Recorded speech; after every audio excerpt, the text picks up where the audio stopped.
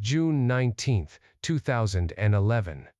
The Baltic Sea, approximately 90 meters below the surface, in a basin-like region between Sweden and Finland, known as the Gulf of Bothnia.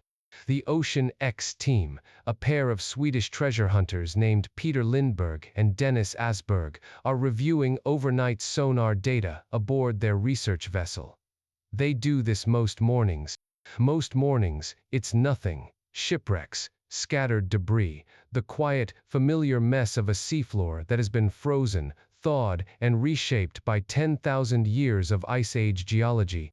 But this morning, something different shows up on the screen, a roughly circular shape, approximately 60 meters across, sitting on the seafloor. And behind it, what looks like a long, straight track in the sediment, about 300 meters long. As if, the team will later say, the object had moved across the seafloor before stopping. Lindberg stares at the image. He has spent years dragging sonar equipment across this sea. He knows what glacial moraine looks like. He knows what a wreck looks like. This doesn't look like any of those things, at least, not on first inspection. He calls Asberg over. They rerun the scan, same coordinates, same instrument settings. The image doesn't change. The team notes, almost reluctantly, what looks like a flat upper surface and a raised ridge running across the formation, dividing it visually into two halves. Lindberg marks the coordinates, says little publicly, not yet. When the team returns the following year with diving equipment, cameras, and an ROV, they report something they would later make a central part of their public story. Within close range of the formation, they say, some of their electronic equipment begins to behave strangely. Cameras, satellite phones. Lindberg, in a later interview, describes it this way: equipment working at a distance, failing closer in. These reports were never independently verified by an outside scientific party. They are anecdotal, recorded only by the team itself, and treated with skepticism by most researchers who later examined the case. But, for the Ocean X team, this was the moment the story stopped being a routine sonar puzzle. This video is about the Baltic Sea anomaly. It is, depending on which version of the story you've encountered, one of the great unsolved underwater mysteries of the 21st century, or a glacial rock formation that became internationally famous for the wrong reasons. The truth, as is so often the case, is more interesting than either framing. Here is what we know for certain. Something sits on the floor of the Bothnian Sea between Sweden and Finland. It is real, visible in side-scan sonar data captured in June 2011. It is roughly circular in plan view, approximately 60 meters across, sitting at a depth of around 85 to 91 meters, depending on which source you consult. A linear feature, roughly 300 meters long, appears to extend from one side of it. Here is what the popular framing of this story consistently leaves out. Rock samples were collected from the area in 2012. They were analyzed at Stockholm University.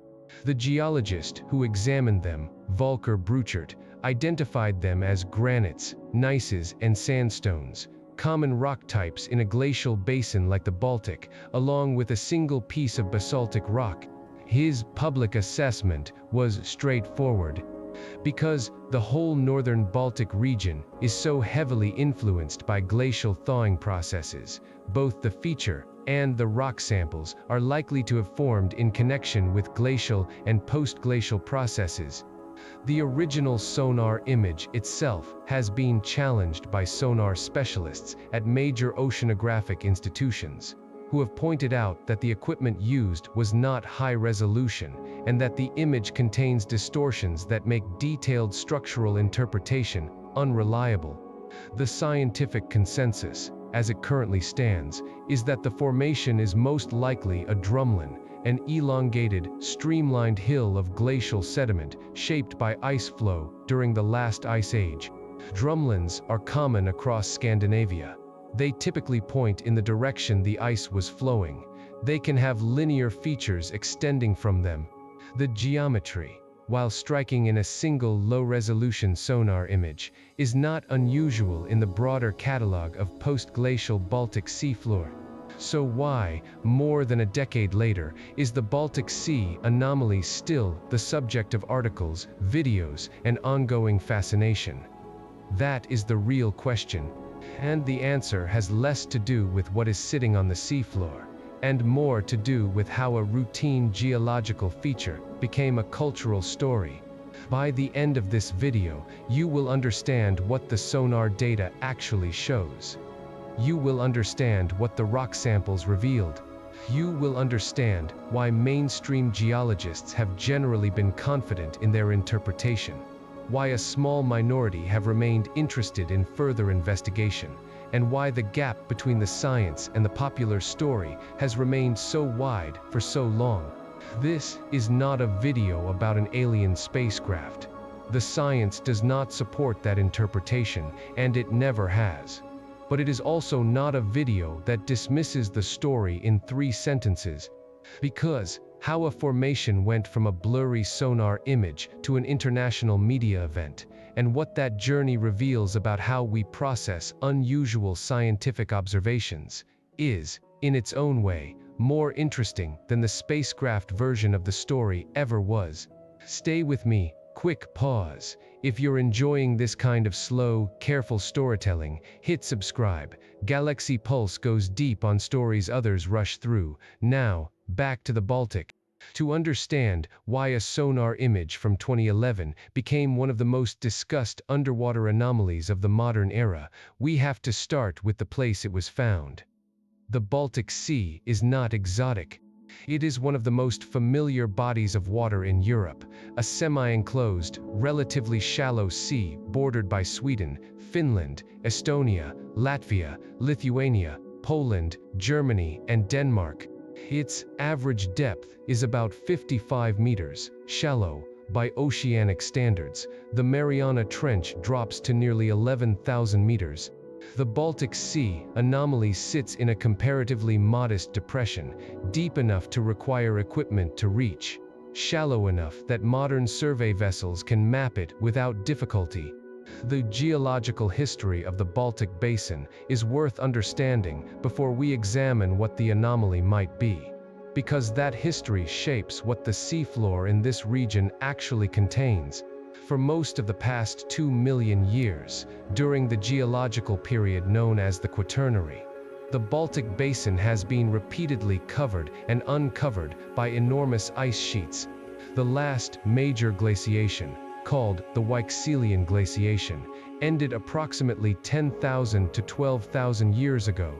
At its peak, an ice sheet several kilometers thick covered all of Scandinavia, much of northern Europe, and the entire Baltic Basin. The weight of this ice depressed the underlying crust by hundreds of meters. The advancing and retreating ice scraped, ground, and reshaped the rocky surface beneath it. When the ice finally retreated, the Baltic Basin went through a complex sequence of stages. First, it was filled by glacial meltwater to become a freshwater lake. Geologists call this the Baltic Ice Lake. Then, it was breached by rising sea levels and briefly connected to the Atlantic, becoming a saltwater body called the Yoldea Sea, named for a clam that lived in it. Then, sea level fell again, and it returned to being a freshwater lake, the Ancillus Lake. Then, it reconnected to the ocean and became the Litorina Sea, eventually evolving into the modern Baltic that we see today. Each of these stages left geological signatures on the seafloor. Sediment deposits from different epochs, rocks scattered across the basin by retreating ice, features carved by glacial meltwater, depressions and ridges produced by the weight and movement of ice sheets. The Baltic seafloor is, in geological terms, a complicated palimpsest, a surface that has been written on, partly erased, written on again, and partly erased again, repeatedly, over the course of the past 2 million years. This is the context in which any unusual seafloor formation must be interpreted. The Baltic Basin is not a quiet, undisturbed ocean floor. It is a region that has been physically reshaped by some of the most powerful geological processes operating in the recent history of Europe. Strange shapes and unusual formations are exactly what we should expect to find when we look carefully at this part of the world. The Ocean X team is not an academic institution. Peter Lindbergh and Dennis Asberg are commercial treasure hunters, a description that sounds more romantic than it actually is. In practice, it means they operate a commercially equipped research vessel and search for things worth recovering from sunken wrecks. They have, in fact, had genuine commercial successes. In 1997, they located the wreck of the schooner Jernkerping, sunk in 1916 by a German U-boat, and recovered thousands of bottles of champagne dating back to 1907. Bottles that sold at international auction for record prices, in some cases for tens of thousands of euros each. The team's reputation for finding valuable historical cargo was established by this and other similar recoveries. The salvage business in the Baltic is, in fact, a real industry. The Baltic Sea has been a major shipping lane for centuries, and the cold, low oxygen, low salinity conditions of its waters preserve sunken artifacts in extraordinary condition. Wooden hulls that would have rotted away within decades in warm tropical waters can survive for hundreds of years in the Baltic. Bottles of alcohol, wax-sealed and preserved by the cold, can remain drinkable centuries after they were sealed. The Baltic seafloor contains an enormous inventory of historical material, sunken merchant ships, warships from multiple eras, cargo vessels lost in storms, military equipment from both world wars. Companies and individuals who specialize in locating and recovering this material have built careers around the unique preservation conditions of the Baltic. By the standards of commercial salvage, the Ocean X team are experienced and successful. By the standards of academic marine geology, they are not specialists. This distinction will matter later. It is not a criticism. Commercial salvage operators are not obligated to follow academic protocols, and their work in locating wrecks and historical cargo is genuinely valuable. But the methods of commercial salvage and the methods of academic marine geology are different in important ways, and when those methods produce overlapping data, as in the case of the Baltic anomaly, the differences become significant. Side-scan sonar works like this. A torpedo-shaped device is towed behind the survey vessel, emitting sound pulses outward at angles to either side. Those pulses travel down to the seafloor, bounce off whatever is there, and return to a receiver. Hard, dense surfaces return strong signals. They appear bright on the processed image. Soft sediment absorbs more of the signal. It appears darker. The shadows cast by objects rising above the seafloor help analysts estimate their height. The physics of side-scan sonar are relatively straightforward, but the interpretation of side-scan images requires significant expertise. A trained sonar analyst can distinguish between different types of seafloor, bare rock, gravel, sand, mud, vegetation, based on the texture and brightness patterns in the return. They can identify wrecks by their characteristic shapes and shadows. They can spot debris fields, scour marks left by anchors or fishing gear, and the geological features typical of the local seafloor. The training that goes into this kind of interpretation is not trivial.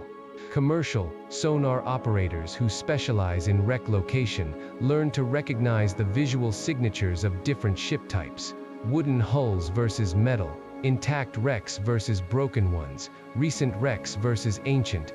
This expertise is genuinely useful within its domain, but it does not necessarily translate to the interpretation of geological features that fall outside the common visual vocabulary of wreck salvage. It is a useful tool, but it has limitations.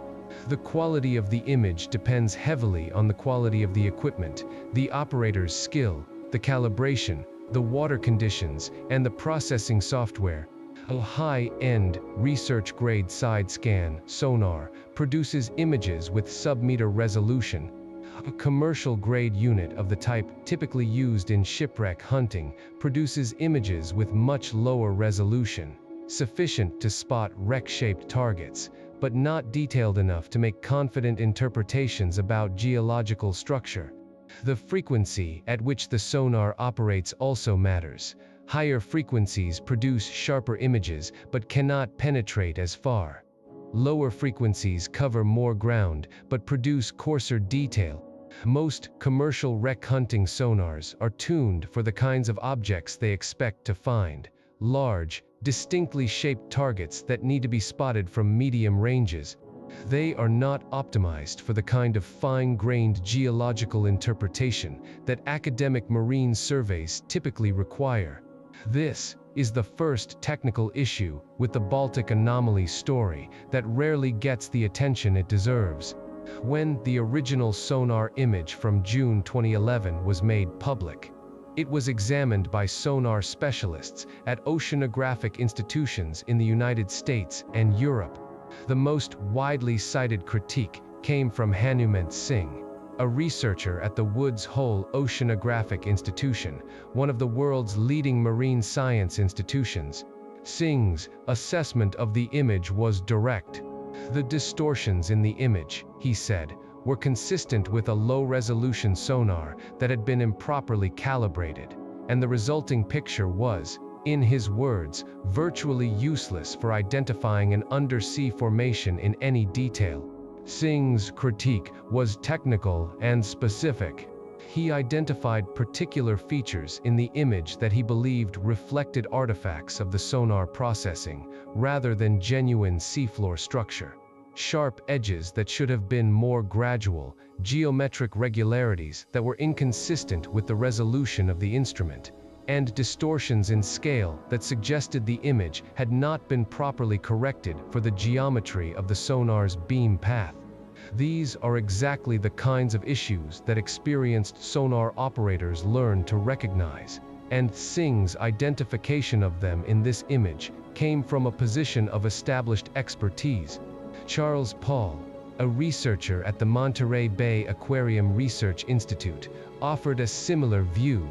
The features visible in the image, he suggested, could be consistent with a rock outcrop, sediment dropped from a fishing trawler, or even, given the resolution, a school of fish moving through the sonar's field at the time of the scan.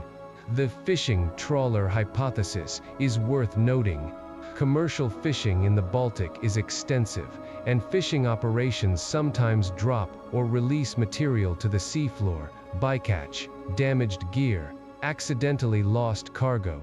A discrete pile of such material, deposited at a specific location and partially settled into the sediment, could produce a sonar signature broadly consistent with what Ocean X observed. This is not a small technical footnote. It is a major caveat. Much of the popular discussion of the Baltic anomaly has proceeded as if the original sonar image was a clear, high-resolution representation of an unusual geological structure. According to the sonar specialists who actually evaluated the data, it was not. That doesn't mean nothing is there. The Ocean X team did go back. They did see and touch a real physical formation on the seafloor. But the dramatic features that captured public imagination, the suggestion of a perfectly geometric disk, a clearly defined ridge, a structurally artificial appearance, those features owe much of their visual impact to a low-resolution sonar image that competent specialists have flagged as unreliable for that kind of interpretation. So, what is sitting on the seafloor? To answer this, we need to consider what the Baltic seafloor in this region is normally made of, and what unusual features within it can look like. The last ice age ended approximately 10,000 to 12,000 years ago. At its peak, a massive ice sheet, kilometers thick, covered most of Scandinavia and the Baltic Basin. As it retreated, it left behind enormous quantities of material, rocks, sediment, and geological formations that still define the shape of the seafloor today. These formations have names. Moraines are ridges of debris, pushed and deposited at the edges of glaciers. Erratics are individual rocks, sometimes very large, carried far from their geological origin by glacial transport and deposited when the ice melted. And drumlins are elongated, streamlined hills of glacial till sediment compacted by the weight of moving ice, shaped by the direction of ice flow. Drumlins are particularly relevant here. A drumlin typically has one rounded, blunter end pointing upstream, in the direction the ice came from, and a more tapered, streamlined end pointing downstream, in the direction the ice was flowing. The shape, in plan view, is often oval or teardrop shaped, but depending on the angle of view and the resolution of the image, can appear roughly circular. Drumlins commonly occur in fields, multiple drumlins of similar shape, aligned in the same direction. The size range for drumlins is wide. The smallest drumlins are only a few meters across. The largest can be kilometers in length and hundreds of meters in height. The Baltic Sea anomaly, at approximately 60 meters in diameter and rising several meters above the surrounding seafloor, falls comfortably within the size range of medium drumlins documented throughout Scandinavia and Northern Europe. There is nothing unusual about its dimensions from a glaciological perspective. The composition of drumlins is typically a mixture of glacial till unsorted sediment containing rocks, sand, clay, and silt, all jumbled together, and sometimes larger embedded boulders called erratics. The till comes from material that was being transported beneath the ice sheet as the glacier moved. When the ice melted, the till was left behind in whatever shape the ice had compressed it into. The streamlined shape of drumlins reflects this process. They were shaped by the moving ice that flowed over and around them. The Baltic seafloor, in regions where it has been mapped at high resolution, shows abundant drumlin fields. They are not exotic. They are exactly what you would expect to find in a basin that was repeatedly covered and uncovered by ice sheets over the past several 100,000 years. In some regions of the Bothnian Sea, where the Baltic anomaly is located, drumlin fields extend across hundreds of square kilometers, with individual drumlins ranging from small mounds to substantial elongated ridges. Jarmo Kortenniemi, a planetary geomorphologist who has commented on the Baltic anomaly, has described its appearance, including the runway-like linear feature, as consistent with a drumlin produced by glacial streamlining of subglacial sediment. The runway feature, in this interpretation, is not a drag mark left by the object moving across the seafloor. It is part of the same depositional structure, formed at the same time, by the same process. The smoothed track left by ice flow on the downstream side of the drumlin. This interpretation handles several features of the anomaly simultaneously. The roughly circular plan view, consistent with a viewing angle of an oval drumlin. The elevation above the surrounding seafloor, consistent with a drumlin's characteristic mounded profile. The linear feature extending from one side, consistent with the streamlined tail of glacially deposited sediment. The rock composition, consistent with the granites, gneisses, and sandstones that Volker Bruchert identified in the actual physical samples. It is not an exotic explanation. It is the explanation that fits the available evidence with the fewest additional assumptions. And it is the explanation that the geological community, by a wide margin, considers most likely to be correct. The fact that this interpretation has not been more widely adopted in popular coverage of the anomaly is itself instructive. The drumlin explanation does not produce dramatic headlines. It does not invite speculation about ancient civilizations or unknown technologies.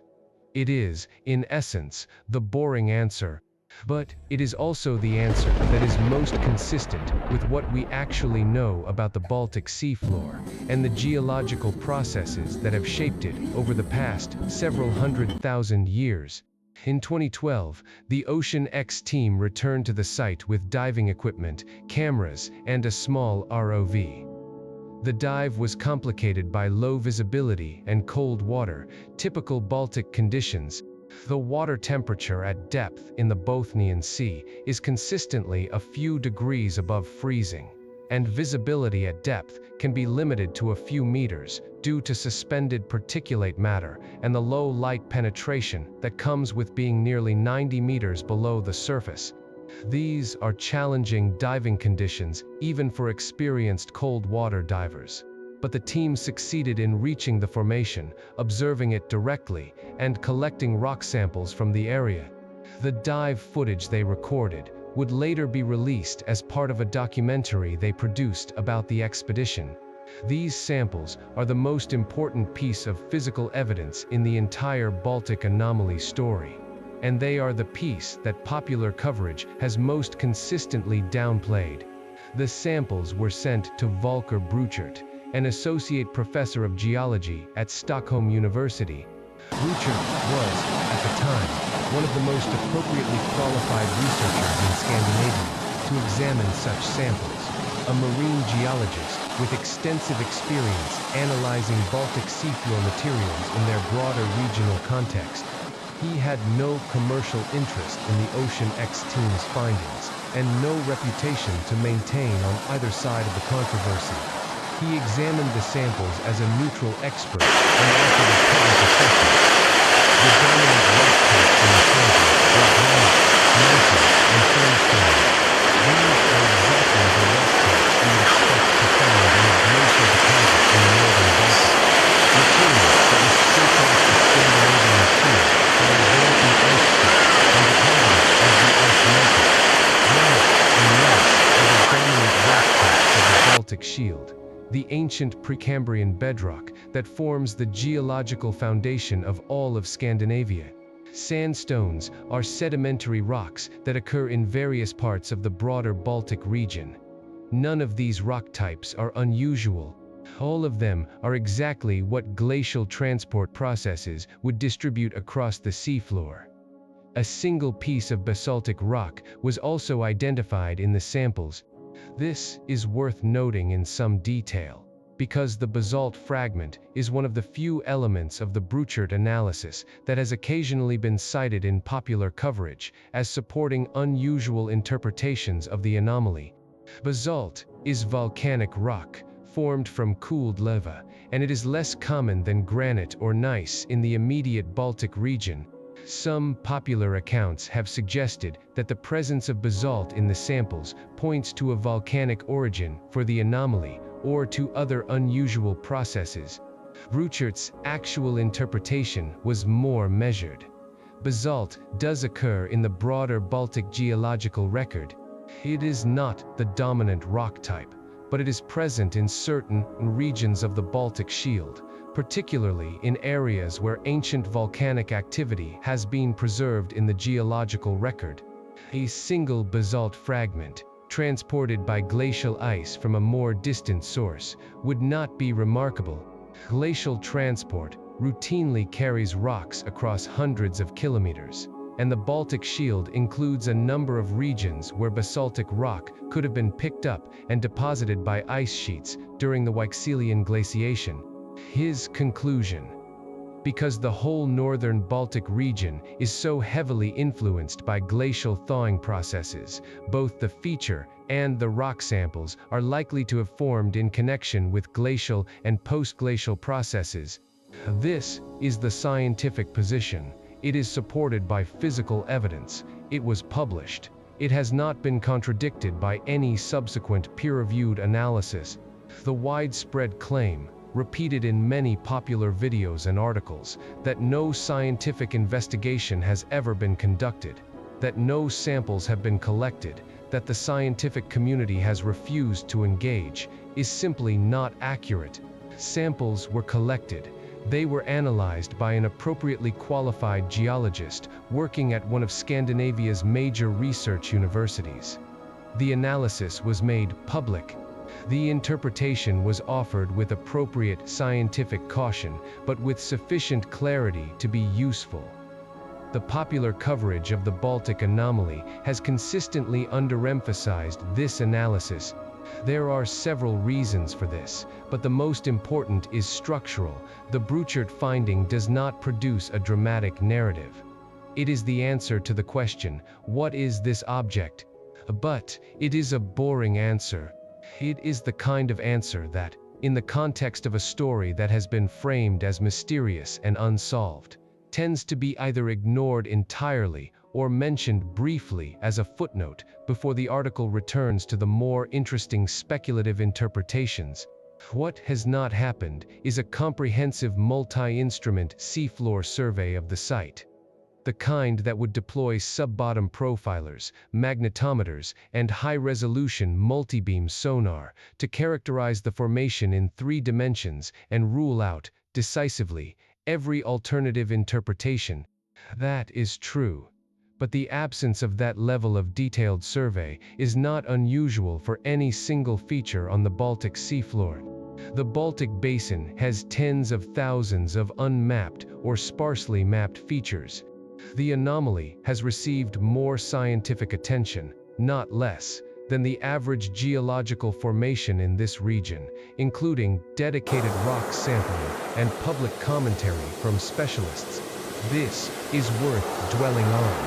The framing that has dominated popular coverage of the Baltic anomaly, that the scientific community has somehow neglected to investigate this site, is not consistent with the actual history of scientific engagement with it. Samples were collected, they were analyzed, the analysis was published, multiple specialists examined the sonar data and offered public assessments.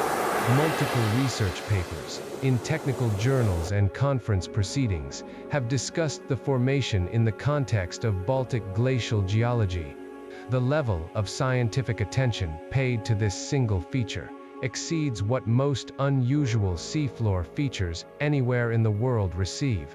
The dissatisfaction that some popular commentators express with this scientific engagement is, in essence, a dissatisfaction with the conclusion that the engagement reached.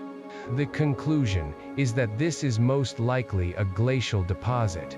The samples support this conclusion. The geological context supports this conclusion. The lack of a more dramatic conclusion is, for some commentators, the basis for claiming that the science is incomplete. But the science is incomplete because the conclusion is boring, is not a rigorous epistemic position. Science is not obligated to produce dramatic conclusions. Sometimes the answer is that an unusual-looking feature turns out to be exactly what the surrounding geological context suggests it should be. Before we go further, let us make sure the broader science here is clear. There are 3 things you need to understand to follow what comes next. The first is what makes a sonar image reliable and what makes it unreliable. A side-scan sonar image is not a photograph.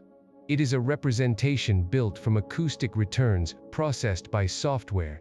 The accuracy of the image depends on the sonar's frequency, the precision of its positioning data, the calibration of its hardware, and the algorithms used to convert raw acoustic data into a visual display. 2 different sonars passing over the same seafloor feature can produce images that look quite different.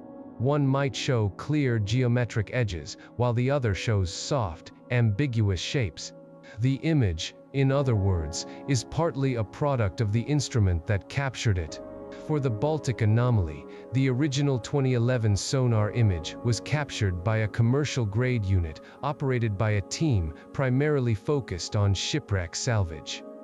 The image quality reflects that.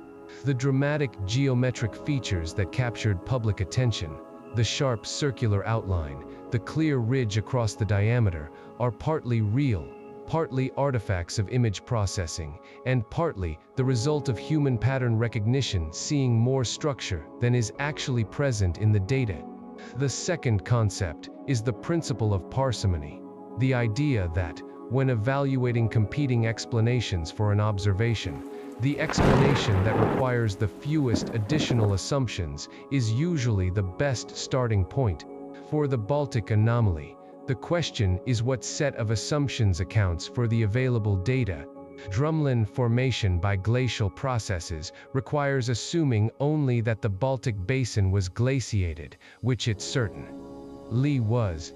Artificial construction requires assuming that an unknown civilization built a large submerged structure at this specific location, that no archaeological evidence of this civilization has been found elsewhere, and that the structure has somehow survived in recognizable form for whatever period of time has elapsed since its construction.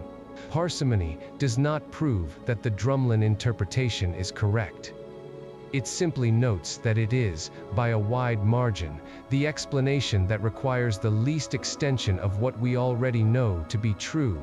The third concept is the difference between something being unverified and something being mysterious.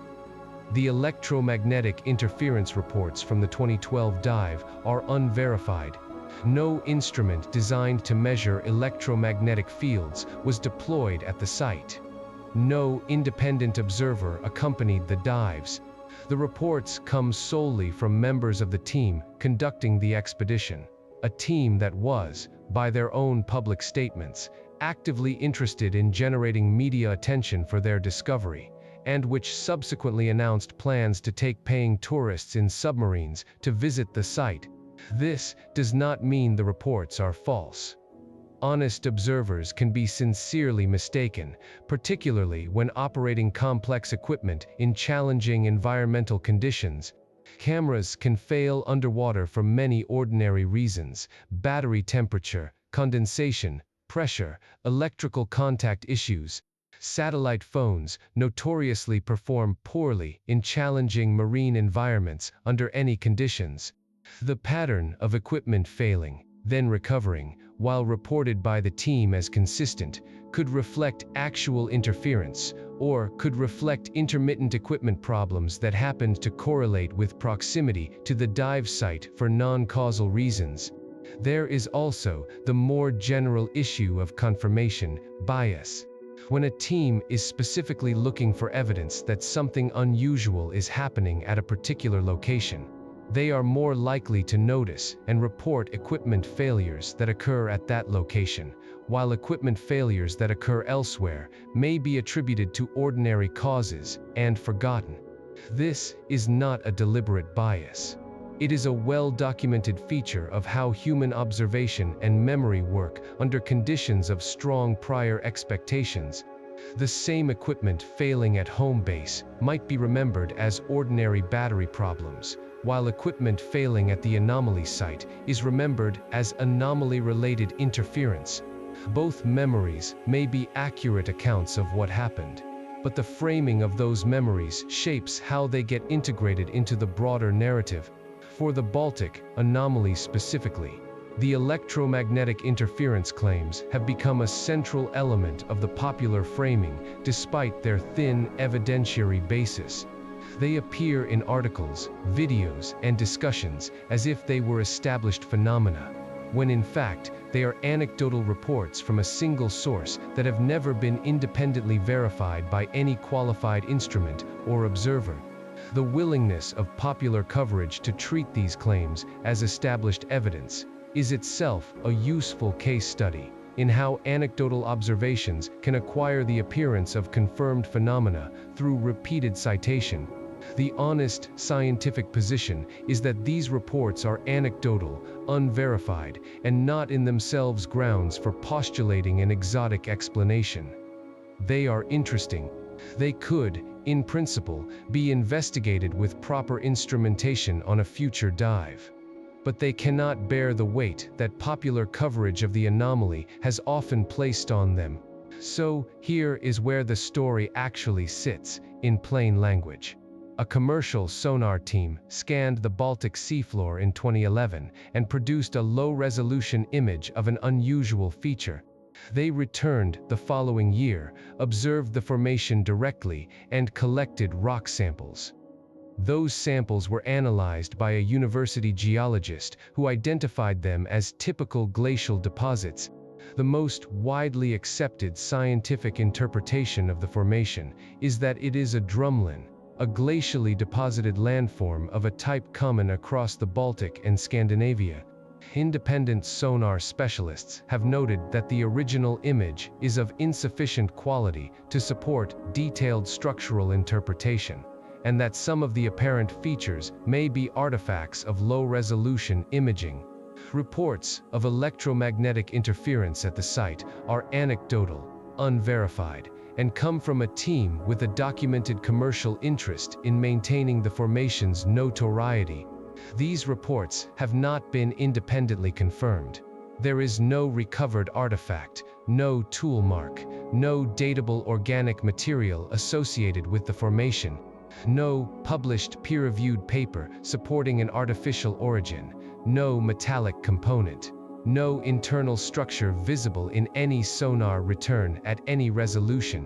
What there is, instead, is a story built across more than a decade of articles, videos, and online discussion that has often presented the available evidence in ways that emphasize mystery and underplay the actual scientific findings. That story is itself worth understanding. Not because there is anything wrong with being curious about an unusual sonar image, but because the gap between what the evidence actually shows and what the popular framing of this case has claimed is, in its own way, one of the more instructive case studies of the past 15 years in how scientific information gets transmitted through media. In 2012, during the same expedition that returned the rock samples, the Ocean X team's sonar also picked up another formation in the same general area of the Bothnian Sea, smaller than the primary anomaly, different in some details, but similar enough in general geometry that the team interpreted it as related to the first. In the popular telling of the story, this second formation was presented as evidence that whatever process produced the original anomaly had operated more than once, suggesting either a systematic mechanism or, in the more speculative versions, a second piece of the same artificial structure. In the geological telling, the second formation is exactly what you would expect to find. Drumlins occur in fields. Where there is one drumlin, there are usually others nearby, oriented in the same direction, formed by the same passage of ice. The presence of a second formation in the same area, with similar characteristics, is not evidence of an unusual mechanism. It is evidence consistent with a typical drumlin field. The Baltic seafloor, when mapped at sufficient resolution, contains many such fields. Anyone surveying that part of the Bothnian Sea with appropriate equipment would expect to encounter multiple drumlin-like features. The fact that the Ocean X team found a second one is not surprising. It would be more surprising if they had not. When the Baltic Sea anomaly became internationally famous in 2012, the story moved quickly from sonar image to tabloid sensation. Within weeks of the original Ocean X team announcements, articles appeared comparing the sonar image to the Millennium Falcon from Star Wars. Some of these articles, as MSNBC and other outlets noted at the time, had added graphic outlines to the original sonar image to enhance the resemblance, modifications that were not present in the underlying data. The sonar image, in other words, was being visually edited to look more like a science fiction spacecraft before being presented to readers. This is worth pausing on, because much of what came afterward, the enduring association of the Baltic anomaly with extraterrestrial speculation, the persistent claim that something deeply unusual sits on the seafloor, traces back, in part, to image modifications made by tabloid publications during the original news cycle. The Millennium Falcon comparison was, in particular, an artifact of how a low-resolution sonar image happens to look when viewed at surface. Angles and contrast settings. The dark, central area of the formation, surrounded by lighter return signal from the surrounding seafloor, vaguely resembles the silhouette of the fictional spaceship from the Star Wars franchise. This resemblance was, at best, superficial. The actual three-dimensional geometry of the formation, as later mapped by divers and additional sonar passes, did not closely resemble the Millennium Falcon, but the comparison was visually evocative, and it stuck. For years afterward, popular coverage of the anomaly returned to this comparison repeatedly, often illustrated with side-by-side images of the sonar return and the fictional spaceship. The Ocean X team did not initially claim the object was extraterrestrial. Peter Lindbergh's early statements were carefully hedged. He used phrases like, "It is probably made by a biochemical process, as objects like this are common in the Baltic Sea, only they're never anywhere close to this big." He did, however, also make statements that left interpretation open. He spoke of stair formations on the structure. He suggested that if it were artificial, it would have to have been constructed before the Ice Age, tens of thousands of years ago, by an unknown civilization. He noted that the object had characteristics of a UFO. These were not direct claims of artificial origin. They were statements that invited speculation without committing to it. In commercial terms, this was effective. The Ocean X team's notoriety grew, documentary projects were announced, plans were floated to bring paying tourists to the site in submarines. Jonathan Hill, a researcher at the Mars Spaceflight Facility, pointed this out plainly in 2012. Whenever people make extraordinary claims, it's always a good idea to consider for a moment whether they are personally benefiting from the claim or if it's a truly objective observation. Hill's observation was, in essence, an application of a standard principle of scientific skepticism.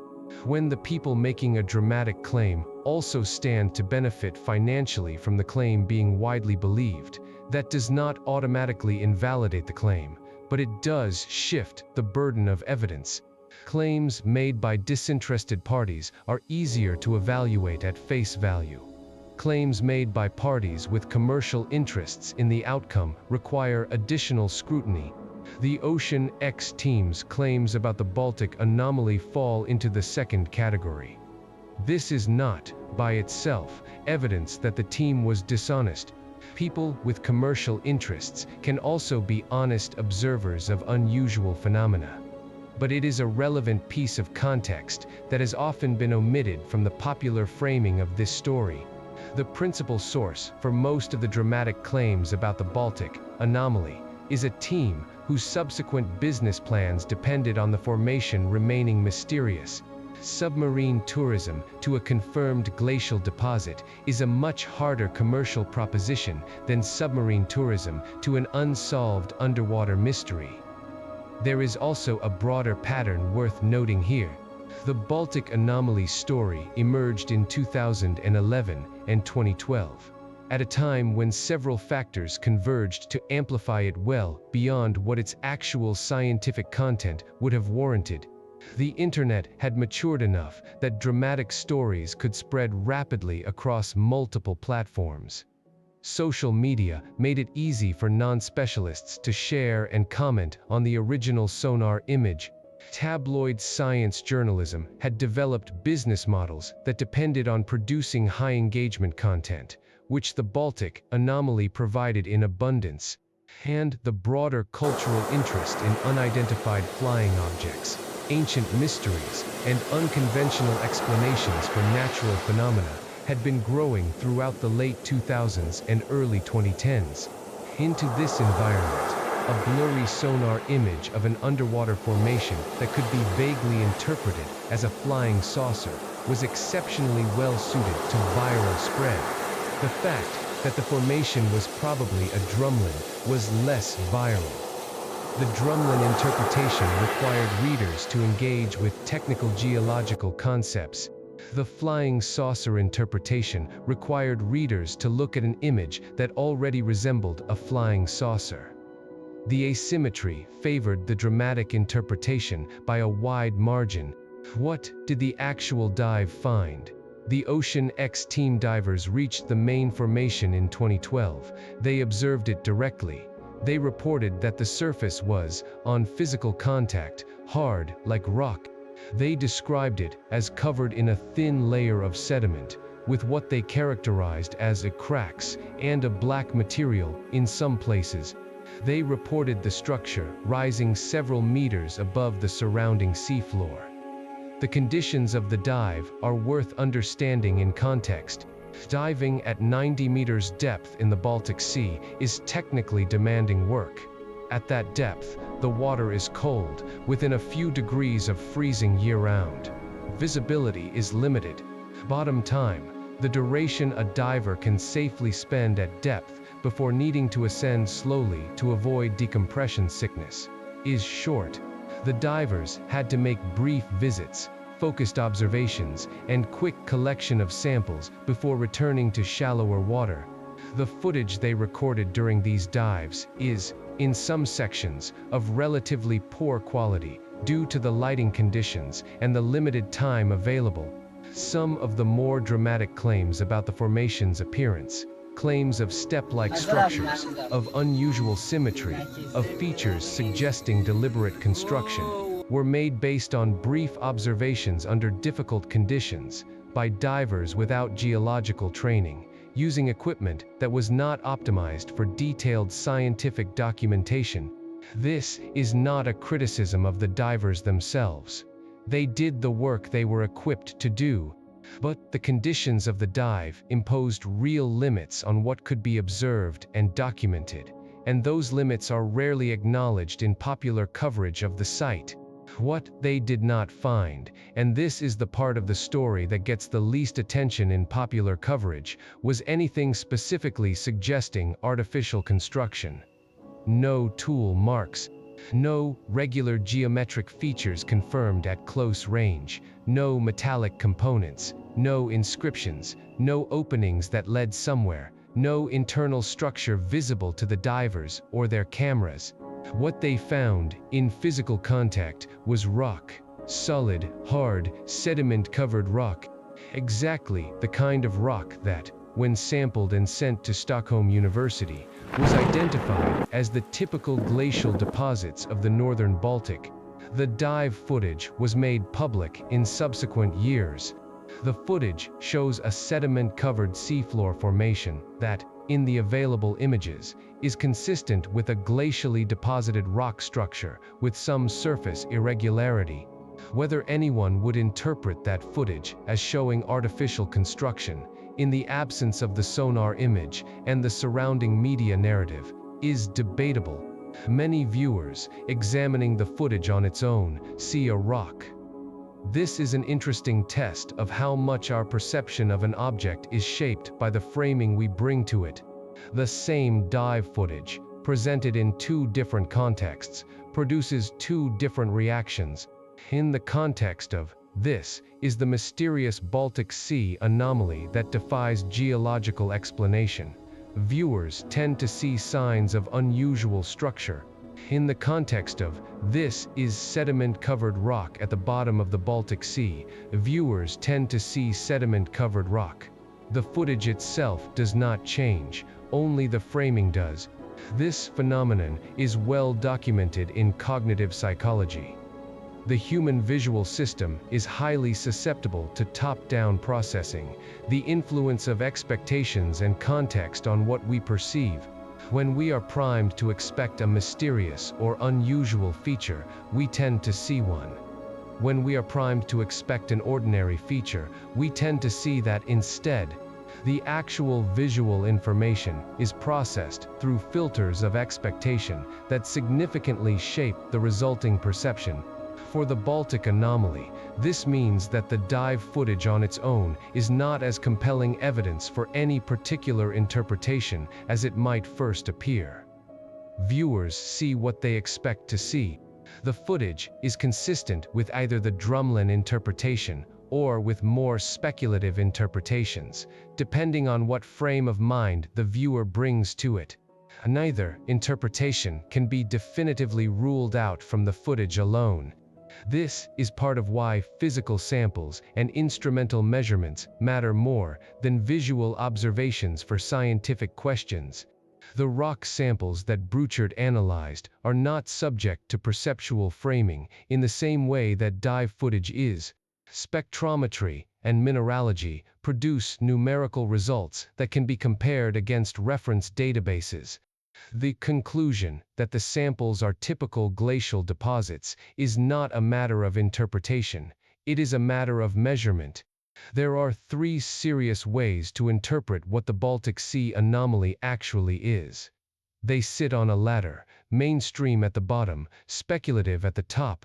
Each has supporting evidence and real weaknesses, and the choice between them is not, in this case, a difficult one, though the popular framing of the story has often suggested otherwise.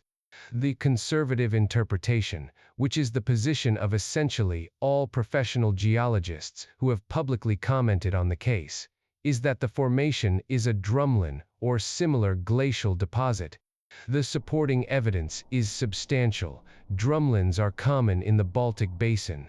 The rock samples collected from the area are consistent with glacial deposits.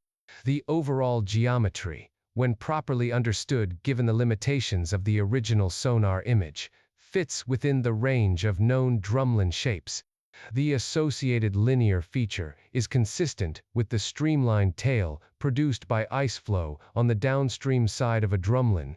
No physical evidence inconsistent with this interpretation has been recovered from the site.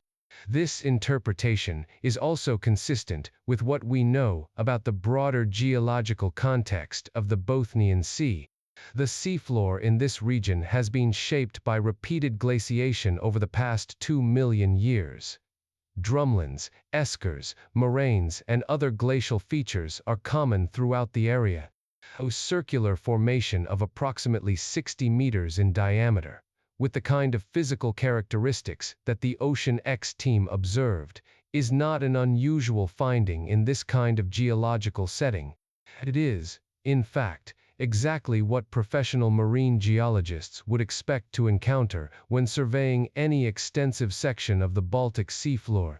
The weakness, if there is one, is that no comprehensive multi-instrument survey of the site has been conducted.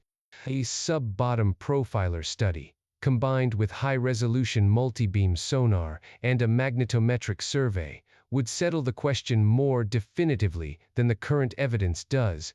This kind of survey has not happened.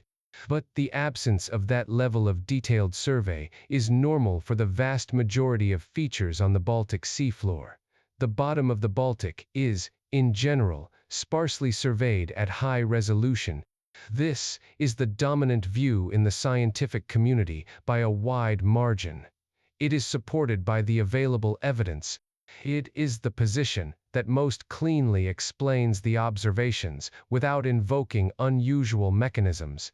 It is also the position that has been most consistently underemphasized in popular coverage of the anomaly, because it lacks the narrative drama that the more speculative interpretations provide.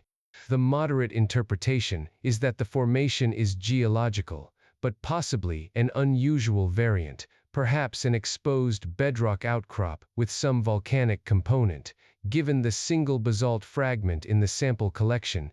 The supporting evidence is that the Baltic Basin sits on ancient Precambrian bedrock with a complex history. Exposed rock outcrops do occur on the Baltic seafloor in places where glacial deposits are thin or absent. A bedrock outcrop with unusual surface morphology, partially buried in glacial sediment, could in principle produce a sonar image with some of the features observed.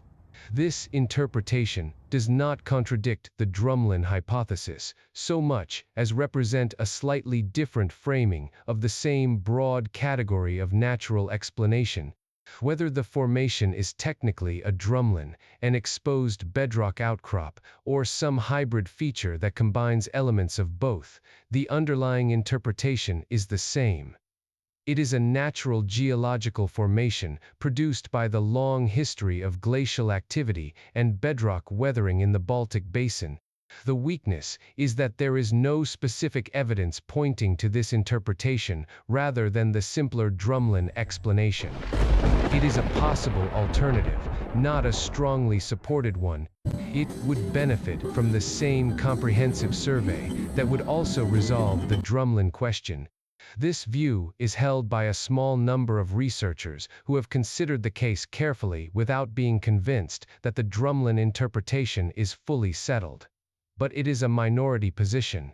The bold interpretation, which is the position of essentially no professional geologists, but which dominates much of the popular coverage, is that the formation is, or might be, artificial in origin. The supporting evidence offered for this view typically includes the apparent geometric regularity in the original sonar image, the anecdotal electromagnetic interference reports, and the team's descriptions of the surface morphology. The weaknesses are substantial. The geometric regularity in the sonar image is, according to specialists who evaluated it, partly an artifact of low-resolution imaging. The electromagnetic interference reports are unverified and come from a single source with commercial interests in the formation's notoriety. The surface morphology, as observed in physical dives, is consistent with sediment-covered rock and is not specifically suggestive of construction. The rock samples collected from the area are typically glacial deposits, not unusual or unfamiliar materials. No artifact, tool mark, metallic component, or internal structure has been observed at any point in any examination of the site. There is also a broader contextual problem with the artificial origin interpretation. The Baltic Basin's geological history is well understood. The region was covered by ice sheets several kilometers thick for most of the past 2 million years, with the last major ice cover ending only about 10,000 years ago. Any artificial structure in its current state would have had to be either constructed before the most recent glaciation, in which case it would have been crushed and reshaped by the weight of the ice, or constructed after the glaciation, by some civilization that was operating at depth in the Baltic during the last 10,000 years. Neither possibility has supporting archaeological evidence. The civilizations that lived around the Baltic during the post-glacial period were Mesolithic, Neolithic, and later Bronze Age peoples whose cultural and technological capabilities are documented through extensive archaeological work. None of them, as far as the archaeological record shows, had the capability to construct a 60-meter circular structure at 90 meters depth in the open Baltic Sea. The construction of such a structure would have required engineering capabilities that we have no other evidence for during this period. This view is not supported by the scientific evidence. It persists in popular discussion because the original sonar image is visually striking, because the framing of the story has tended to emphasize mystery over investigation, and because the dramatic version is more interesting to write about and to consume than the geological version, none of which makes it correct. So what is the actual mystery of the Baltic Sea anomaly? It is not, in any honest evaluation of the evidence, the question of what the object is. The object is, to the best scientific understanding available, a glacial geological formation, most likely a drumlin or similar feature, composed of the kinds of rock typical of the post-glacial Baltic seafloor. The actual mystery, if there is one, is sociological. It is the question of how a routine geological feature became the subject of more than a decade of popular fascination. How the actual scientific findings have remained largely unknown to general audiences despite being publicly available, and how the framing of the story has so consistently emphasized speculative interpretations over the conclusions reached by the specialists who actually examined the evidence. This is, in some ways, a more interesting question than the one popular coverage has typically asked. Because it is a question about us, about how we process unusual observations, about what kinds of stories we find compelling, and what kinds of resolutions we find satisfying, about the difference between a question being open in the scientific sense and a question being open in the cultural sense, and how easily one can be mistaken for the other. The Baltic Sea anomaly is, scientifically, not particularly mysterious. The samples have been analyzed, the geological context is understood. The most likely explanation is widely agreed upon among the specialists who have looked at the evidence. Culturally, it remains alive, articles continue to be written, videos continue to be made. The framing continues to suggest that the case is unresolved, that the science has not engaged, that the institutional silence speaks louder than any published finding. That cultural persistence, in the face of available scientific evidence, is itself the story worth telling. Here is the strange thing about how the Baltic Sea anomaly has been covered in popular media. The story has gone through a predictable cycle. The dramatic claim gets enormous coverage. The scientific response gets buried. New articles rediscover the dramatic claim every few years, often without referencing the available scientific assessments. The public is left with the impression that the question remains genuinely open, when in fact the relevant specialists have answered it as well as the available evidence allows. Let me give you specific examples of what mainstream coverage missed. The first is the rock samples. The single most important piece of physical evidence from the entire Baltic anomaly story is the collection of rock samples that Volker Bruchert analyzed at Stockholm University. These samples, granites, gneisses, sandstones, and a piece of basalt, are exactly the materials a glacial deposit in this part of the Baltic should contain. The analysis was made publicly available in 2012. It has never been refuted. It rarely appears in popular coverage of the anomaly, which often claims that no scientific analysis has ever been conducted. If popular coverage gave the rock samples even a fraction of the attention it has given to speculative interpretations, the public understanding of the Baltic anomaly would be significantly different. The samples are not buried in obscure technical journals. They were discussed in mainstream science media at the time the analysis was published. They have been referenced in subsequent scientific discussions of the site. The information is not hidden. It is simply not interesting enough, by the standards of viral content production, to feature prominently in articles and videos about the anomaly. The second is the sonar quality issue. The original 2011 sonar image, the image that captured public imagination and that continues to be reproduced in articles and videos, was, according to specialists who evaluated it, captured by a commercial-grade sonar with calibration issues, producing a low-resolution image with distortions that make detailed interpretation unreliable. This is a critical caveat.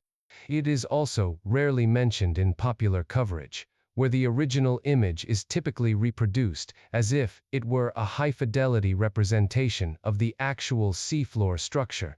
The reproduction of the sonar image in popular coverage is, in itself, a piece of media history worth examining. The same image has appeared in thousands of articles and videos over more than a decade. It has been reproduced at higher and higher resolutions through various image enhancement techniques, none of which actually add information to the underlying data. They simply make the existing data look sharper.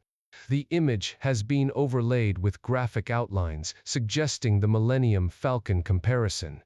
It has been color enhanced. It has been processed in various ways to make it appear more dramatic. None of these treatments change the fundamental fact that the original image is a low-resolution sonar return whose detail content does not support the dramatic interpretations that have been built on top of it. The third is the commercial context of the Ocean X team's claims.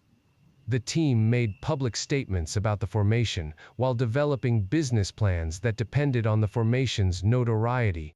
This is not, by itself, evidence of dishonesty, but it is relevant context that bears on how to weigh anecdotal reports, particularly reports of unusual phenomena that have not been independently verified.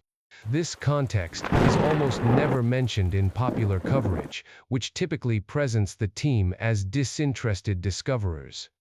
The submarine tourism plans, in particular, are a telling piece of context. Tourist submarine operations require unique features to attract paying customers: a sunken ship, a coral reef, a wreck of historical significance, an unusual geological feature. A formation that has been definitively identified as a drumlin is significantly less commercially viable as a tourist destination than a formation that remains officially unidentified. The Ocean X team's commercial interest in maintaining the formation's mysterious status was not hidden. They discussed it openly in interviews and announcements at the time, but it has rarely been factored into popular evaluations of their claims about the site. The fourth is the drumlin explanation itself. Jarmo Kortenniemi and other planetary geomorphologists have published clear, accessible explanations of how the Baltic anomaly fits within the catalog of known drumlin morphologies. The runway-like feature, in particular, has a straightforward geological explanation as the streamlined sediment trail typical of drumlins. This explanation is technical but not exotic. It is not invoked in most popular coverage, where the runway is instead presented as a mysterious drag mark. The drumlin explanation has the additional virtue of being testable. If the formation is a drumlin, certain predictions follow about what sub-bottom profiling, magnetometric surveys, and material sampling would reveal. Those predictions could be tested by an appropriately funded research expedition. The fact that they have not been tested is, as discussed, a question of funding priorities rather than scientific reluctance.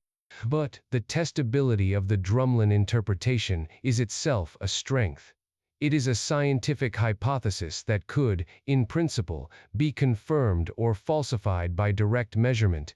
The artificial origin interpretation, by contrast, makes fewer testable predictions and would require a much higher standard of evidence to confirm, even in principle. The fifth is the broader scientific context. Underwater archaeology in the Baltic is a real field. Submerged Mesolithic sites, dating to about 8 to 10,000 years ago, have been found in shallower parts of the Baltic, particularly off the coasts of Germany, Denmark, and Poland. These are genuine scientific finds, properly excavated, with documented artifacts. They demonstrate that real ancient human activity can be preserved in Baltic seafloor sediment. None of them resemble the Baltic anomaly. The anomaly sits at a depth and in a location that does not correspond to known periods of human habitation. The actual archaeological context, when properly understood, does not support the artificial origin interpretation. The scientific story of the Baltic Sea anomaly is, in the end, simpler than the popular story. The formation is most likely a glacially deposited landform. The samples are consistent with this. The sonar image is too low resolution to support more detailed interpretation. The dramatic features that captured public imagination are partly real, partly artifacts of imaging, and partly the product of media framing. The case has been substantially addressed by the specialists who examined the evidence. What about the absence of a comprehensive multi-instrument survey? This is the strongest legitimate point in the broader case for continued interest in the site. No combined high-resolution multibeam sonar, sub-bottom profiler, magnetometric, and material sampling survey has been conducted at the Baltic anomaly. Such a survey would, in principle, resolve any remaining questions about the formation's internal structure, its relationship to the surrounding seafloor, and its precise material composition. The reasons for this absence are not, as popular coverage sometimes suggests, institutional silence or scientific cover-up. They are mundane. Marine geological surveys are expensive. Research vessel, time in the Baltic costs significant sums per day. Specialized equipment, sub-bottom profilers, magnetometers, sediment coring systems must be configured and operated by trained personnel. Research funding goes to proposals that can demonstrate clear scientific value within established frameworks. What is this unusual formation? Is a legitimate scientific question, but it is a harder sell to a funding committee than research questions situated within an ongoing scientific program, especially when the formation in question has already been examined by a respected geologist who concluded it was glacial. Let me make this more concrete. A typical European research vessel costs in the range of 20,000 to 50,000 euros per day to operate at sea. A comprehensive multi-instrument survey of the Baltic anomaly site would require multiple days of vessel time, plus the costs of equipment deployment, sample analysis, data processing, and personnel. The total cost of such a survey could easily exceed 200,000 euros, even before accounting for the time and effort required to design the research program, secure funding, and publish the results. For that kind of investment, the funding body needs to be convinced that the scientific return will justify the cost. The funding case for studying an unusual seafloor feature is much weaker when an appropriately qualified geologist has already examined samples from the site and concluded that it is most likely glacial. The next study would either confirm the glacial interpretation, in which case it would be incremental science of modest publication value, or it would contradict the glacial interpretation, in which case it would be remarkable but would require sufficient pre-existing evidence to motivate the funding. There is no such pre-existing evidence beyond what the Ocean X team has reported, and what they have reported has not survived independent technical scrutiny in the most important respects. The sonar image has been criticized as unreliable. The samples are consistent with glacial geology. The electromagnetic interference reports are anecdotal. The case for further investigation, on the basis of the available evidence, is not strong enough to displace other scientific priorities competing for the same limited funding. In other words, the available evidence already supports an explanation. To fund a further detailed survey, a researcher would need to either propose it as part of a broader Baltic seafloor mapping program, in which case the formation would be one site among many, not a featured target, or argue that the existing analysis is somehow insufficient. Neither framing has produced the kind of major dedicated study that would put every popular question to rest. This is not a scandal. It is how research funding works. Most unusual geological features in most of the world's oceans have not been subject to comprehensive multi-instrument surveys. The Baltic anomaly is, in this respect, entirely typical. What is unusual about it is the disproportionate level of public attention it has received relative to its scientific significance. If the popular interest in the anomaly were directed toward funding a proper survey, through crowdfunding, through private foundation grants, through pressure on funding bodies to allocate resources toward the question, that survey could happen. The technological barrier is essentially zero. Modern autonomous underwater vehicles can operate at 90 meters depth without difficulty. The instruments needed to definitively characterize the formation exist and are routinely deployed in Baltic research expeditions. The institutional barrier is, in essence, a question of how scientific resources are allocated, and the absence of overwhelming evidence that the anomaly is more than a dream means that other research priorities tend to win out. This is the actual situation, not a conspiracy, not institutional science. This, the normal operation of scientific funding, in a context where the available evidence is not strongly motivates further investigation. After everything we have seen, the discovery, The sonar issues, the rock samples, the dive observations, the scientific responses, the media framing, the three interpretations. The question is no longer whether the Baltic Sea anomaly is genuinely mysterious. It is not, in the scientific sense.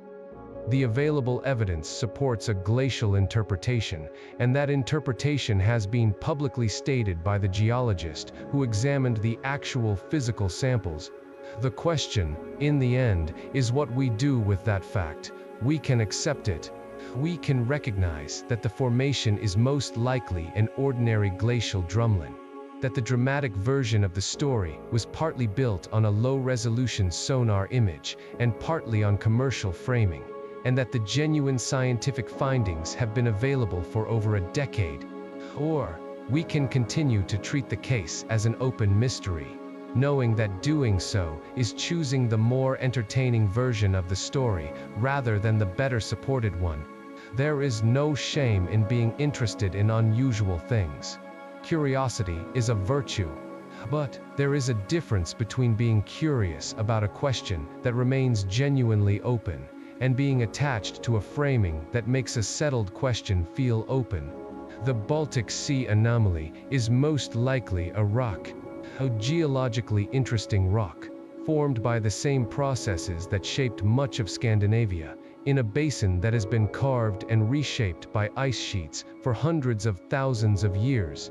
The fact that the popular version of the story has often presented it as something more remarkable than that is a fact about media and human pattern recognition, not a fact about the rock. And here is what makes all of this, in the end, genuinely worth thinking about. For more than a decade, an ordinary geological formation has held international attention. Articles have been written about it, videos have been made, documentaries have been produced, internet forums have hosted debates that have run, in some cases, for years. The formation itself has not changed. The sonar image is the same one captured in 2011. The rock samples are the same ones analyzed in 2012. The geological interpretation has been available, in public, for more than a decade. What has happened, instead, is that the cultural story of the formation has continued to grow even as the scientific story has remained settled. Let that sit for a moment, because it tells us something about ourselves, about how we engage with unusual observations, about the kinds of stories we want to believe, and the kinds of resolutions we find unsatisfying, about the difference between the evidence supports X and X feels like the right answer. The Baltic Sea anomaly is, in the most useful sense, not a mystery about the seafloor. It is a mystery about media, framing, and the persistence of compelling stories in the face of available evidence. The rock is doing nothing unusual, we are. That is not a criticism of curiosity. It is an observation about how curiosity, untethered from evidence, can produce belief structures that outlast their justification by years or decades. The actual scientific lesson here is straightforward. A commercial sonar team found a glacial deposit. A university geologist analyzed the rocks. The formation is what it appears to be when you look at the evidence rather than the headlines. The actual human lesson is more complicated. It is the question of why that simple ending has been so unsatisfying to so many people for so long. But there is one more piece to this story, because the Baltic anomaly is not the only place in this part of the world where unusual underwater features have generated speculation. There are documented submerged structures elsewhere in the Baltic, some of them genuinely ancient, some of them genuinely human-built. In 2024, archaeologists working in the Bay of Mecklenburg, off the coast of Germany, announced the discovery of what may be one of the oldest known human-built megastructures in Europe, a kilometer-long wall made of approximately 1,500 granite stones, constructed by Mesolithic peoples roughly 11,000 years ago, at a time when the Baltic Basin was partly dry land. This structure, called the Blinker Wall, is a remarkable archaeological find. It is approximately 21 meters underwater. It was built by stacking and arranging granite boulders into a continuous wall that extends for nearly a kilometer across what was, at the time of construction, dry coastal land. The most plausible interpretation, accepted by the archaeologists who have studied it, is that the wall was used as a hunting feature, a structure designed to drive reindeer or other large game into a narrow passage where hunters could more effectively kill them. The Blinker Wall is approximately the same age as Göbekli Tepe in Turkey, one of the oldest known megalithic sites in the world.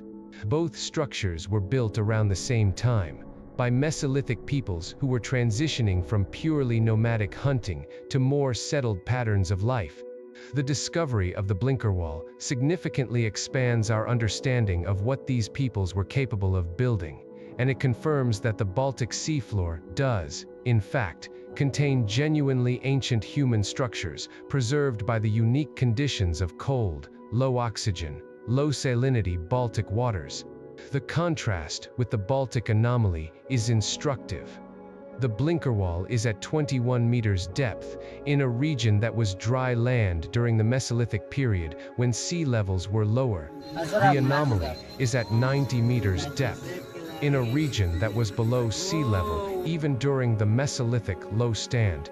The Blinker Wall is made of recognizable individual granite boulders, clearly stacked and arranged by human hands, with the spatial pattern characteristic of intentional construction. The anomaly is a single solid formation, with no visible internal structure of the kind that would indicate human construction. The Blinker Wall has been investigated through systematic archaeological survey, with proper documentation, sediment cores, and the kind of detailed mapping that allows confident interpretation. The anomaly has been investigated through commercial sonar surveys, brief dives by recreational divers, and analysis of a few rock samples, without the comprehensive archaeological protocol that would be needed to make claims about artificial origin. The Blinker Wall is the kind of underwater archaeological discovery that the Baltic has actually produced. It is dramatic in its own way, 11,000 years old, a remarkable insight into the capabilities of prehistoric peoples. But it is also grounded in real evidence and properly contextualized within what we know about the era in which it was built. The anomaly, by contrast, is a possible glacial deposit that has been framed by popular coverage as something more dramatic, but without the evidence to support the more dramatic framings. This contrast is worth dwelling on, because it shows that the Baltic does contain genuinely interesting underwater archaeological material. Real ancient human structures exist on the Baltic seafloor. They have been properly investigated. They have been documented in peer-reviewed publications. The story of underwater archaeology in the Baltic is rich, scientifically rigorous, and growing as more areas are surveyed. That story, the real, documented one about real underwater archaeology in the Baltic, is in some ways more remarkable than the Baltic anomaly ever was. It is also a story that very few people have heard. Popular coverage of the Baltic seafloor has tended to focus on the dramatic and speculative claims about the anomaly, while the genuinely significant archaeological discoveries elsewhere in the Baltic have received much less attention. This is, in itself, a kind of opportunity cost. The cultural energy that has gone into speculating about the Baltic anomaly is energy that has not been directed toward the actual remarkable archaeological work happening in the same region. If we cared as much about the Blinker Wall as we have cared about the anomaly, we would be having very different conversations about prehistoric European history. That is a story for next time. Tonight, we did not just learn about a rock on the floor of the Bothnian Sea. We watched what happens when a low-resolution sonar image, a commercial salvage team, and an opportunistic media cycle combine to produce a story that runs for more than a decade. We watched a routine geological feature become an international phenomenon. We watched the actual scientific findings, the rock samples, the specialist analyses, the geological interpretations, get systematically underplayed in favor of more dramatic framings. We watched the gap between what the evidence supports and what the popular story claims, and we watched how easy it is for that gap to remain wide for years. This was not, in the end, a story about an alien spacecraft on the seafloor. It was a story about how we process unusual observations, what we choose to believe in the absence of evidence, and how easily a settled scientific question can be made to feel open by skilled framing. And yet, even now, there is still something worth being curious about. A comprehensive multi-instrument survey of the Baltic anomaly site has not been conducted. It probably never will be, because there is no scientific need. The existing evidence has answered the question to the satisfaction of the specialists. But the Baltic seafloor more broadly remains undersurveyed. There are likely many formations on it, similar in some ways to the anomaly, that have never been mapped at high resolution. Those formations will not be alien spacecraft. They will be glacial deposits, ancient riverbeds, submerged Mesolithic sites, scattered debris from thousands of years of human and natural history. They will be ordinary in the geological sense and extraordinary in the historical sense. The kind of record that, properly read, tells us about the deep past of our planet and our species. That is the real underwater story of the Baltic. It is less dramatic than the anomaly version. It is more interesting. There are a few things worth taking from this story that go beyond the Baltic anomaly itself. The first is that the absence of a comprehensive study is not the same as the absence of any study. The Baltic anomaly was examined, rock samples were collected and analyzed, the findings were published. The popular framing that no one has ever investigated this is, in this case, demonstrably false. We should be careful about accepting that framing when it appears. This is a broader principle worth keeping in mind whenever we encounter claims of uninvestigated or ignored scientific questions. The actual history of scientific engagement with unusual observations is, in most cases, more substantial than the popular framing suggests. Scientists do, in fact, look at things that look strange. They publish their findings. The findings, when they are unsensational, tend to receive less attention than the original strange-looking observations, but the engagement is real. The second is that pattern recognition is one of our greatest scientific assets and one of our most consistent sources of error. The human brain is built to find structure. Sometimes the structure is real and important. Sometimes it is a low-resolution sonar image being read with more confidence than the data supports. Distinguishing the two requires discipline. The history of science is full of examples of pattern recognition, producing both genuine discoveries and persistent errors. The discovery of natural selection emerged from pattern recognition across many species and ecosystems. The miscategorization of canals on Mars as evidence of intelligent construction emerged from pattern recognition applied to low-resolution telescope images. Both were products of the same cognitive faculty operating on different quality data. The lesson is not that pattern recognition is unreliable, it is essential, but that it requires careful calibration against the actual resolution of the available evidence. The third is that commercial interests do not automatically invalidate observations, but they are relevant context. A team selling tickets to visit a mystery is not the same as a team reporting an observation in a peer-reviewed journal. Both can be honest. The difference in incentive structure matters when weighing anecdotal claims. This is also a broader principle. The credibility of any claim depends, in part, on the incentive structure of the person making it. This is not because people with commercial interests are necessarily dishonest, but because the evaluation of claims by independent parties is one of the basic mechanisms by which science distinguishes between reliable and unreliable observations. Claims that have been independently verified by parties with no stake in the outcome are stronger than claims that have not. The Baltic anomaly claims by the Ocean X team have not been independently verified. They may still be correct in some respects, but the verification gap is real and matters for how we weigh the available evidence. The fourth is that the simpler explanation is usually correct, especially when it is supported by direct physical evidence. Granites, gneisses, and sandstones are exactly the rocks you expect to find in a Baltic glacial deposit. When that is what the samples show, that is most likely what the formation is. Parsimony is not a guarantee, but it is a strong prior. The principle of parsimony, sometimes called Occam's razor, though the historical attribution to William of Ockham is more complicated than the popular formulation suggests, is one of the most useful heuristics in scientific reasoning. When multiple explanations are consistent with the available evidence, the explanation that requires the fewest additional assumptions is the one most likely to be correct. This is not a logical certainty.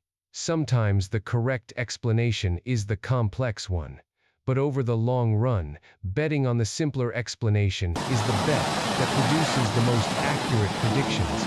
For the Baltic anomaly, the simpler explanation is that it is a glacial deposit of a type that is common in the Baltic basin, composed of materials that are common in the glacial geological record. The more complex explanation, that it is an artificial structure of unknown origin, constructed by an unidentified civilization at a time and depth inconsistent with what we know about prehistoric human activity in the Baltic, requires far more additional assumptions. Parsimony favors the glacial interpretation by a wide margin, and the fifth is this. The most interesting question about the Baltic anomaly, in the end, is not whether on the seafloor. It is what the persistence of the popular version of the story tells us about how we engage with information, what kinds of explanations we find satisfying, and why a settled scientific question can remain culturally open for a very long time after the evidence has answered. That is a question worth sitting with. It applies to far more than rocks on the bottom of a sea. The same dynamics that have kept the Baltic anomaly culturally alive for over a decade. The dramatic framing, the asymmetric coverage of dramatic claims versus careful refinements, the persistence of compelling stories in the face of contradicting evidence, are at work in many other domains. Conspiracy theories about historical events, persistent misconceptions about science, stories that feel true, even when the underlying evidence does not support them. The Baltic anomaly is, in this sense, a useful case study for understanding how our information environment shapes our beliefs about reality. It is small enough to be examined comprehensively. The evidence is limited enough that the question is tractable. The scientific consensus is clear enough that the gap between what the science says and what the popular story claims can be measured precisely. And the cultural persistence of the popular story, even in the face of available scientific evidence, is striking enough to be worth analyzing in its own right. If we can understand why this particular question has remained open in popular discourse, despite being effectively answered by the available science, we can understand something more general about how popular discourse around scientific questions actually works. That understanding is, in my view, more valuable than any specific resolution of the Baltic anomaly question itself. So I want to leave you with a few questions tonight. What makes a discovery important, the object itself, or the questions it forces us to ask? How often do we mistake, this story is compelling, for, this story is unresolved? What does it say about our information environment that a low-resolution sonar image from 2011 of an ordinary glacial deposit has spawned more than a decade of speculation, while the actual scientific findings from 2012 remain largely unknown to general audiences. And what does it say about us, about how we want the world to be, about what we find satisfying, that the rock answer feels less interesting than the mystery framing, even when the rock answer is what the evidence actually supports? Sit with those for a moment. They are bigger than the Baltic. If this story stayed with you, tell me in the comments which part landed hardest. Was it the rock samples that almost no popular coverage mentions, the sonar specialists pointing out that the original image was unreliable, the commercial context of the Ocean X team's claims, or the broader realization that this is not really a mystery about the seafloor, it is a mystery about how we tell stories about unusual observations? I want to know. And if you want more stories like this, real science, full context, mystery preserved where it actually exists and dispelled where it does not, subscribe to Galaxy Pulse. We go beyond the headlines every single time. I will see you in the next one. The object is still there, a glacial deposit on the floor of the Bothnian Sea, ordinary in the geological sense, extraordinary in the cultural sense, for reasons that have less to do with the rock and more to do with us. The most interesting thing about it is not what it is. It is what we made it into.